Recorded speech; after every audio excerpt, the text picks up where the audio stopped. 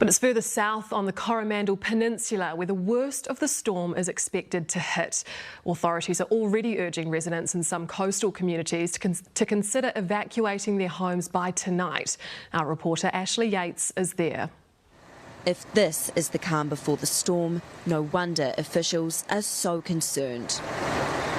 It is going to be very severe and very destructive. A warning Whitianga residents aren't taking lightly. A little bit of elbow grease, fill some bags and help protect the property a wee bit. A property he's owned since 2009 and now it's in the firing line at Buffalo Beach. And we're just preparing to move stuff away from the front of the house where we believe it's going to really get thumped.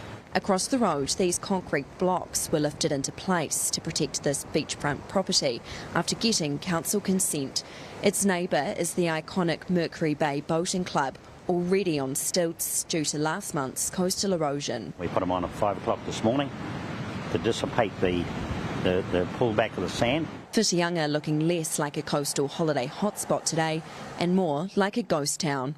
There's a huge amount of people that have left and are obviously frightened, but it does discourage people from coming down. 8 areas in the Coromandel have been identified as being at risk, causing authorities to plead with these communities to consider evacuating by tonight, along with anyone living in a flood-prone property. We're expecting many properties to suffer damage. We're talking about roofs getting lifted, fences and everything falling down. We've got the Defence Forces in place.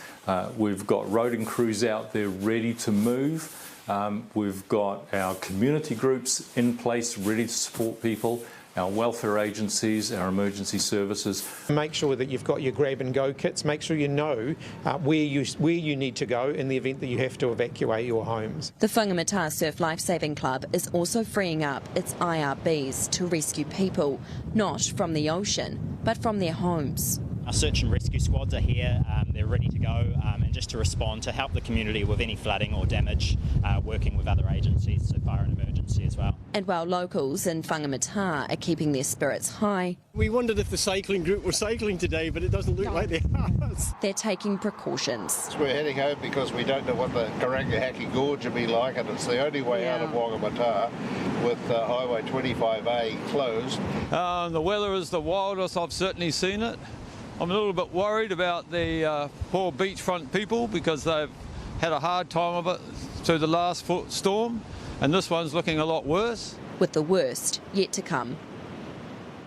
Ashley joins us now. Ashley, an emergency alert has also been issued to those in the Coromandel.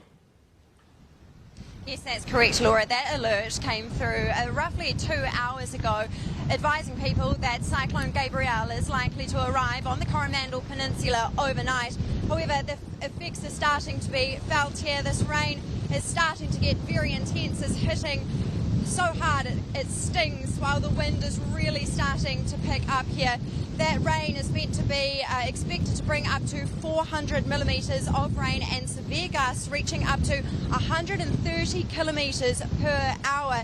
That's why those red rain and wind gust warnings are in place until Tuesday. Authorities are saying don't be a hero, don't take risks and be safe.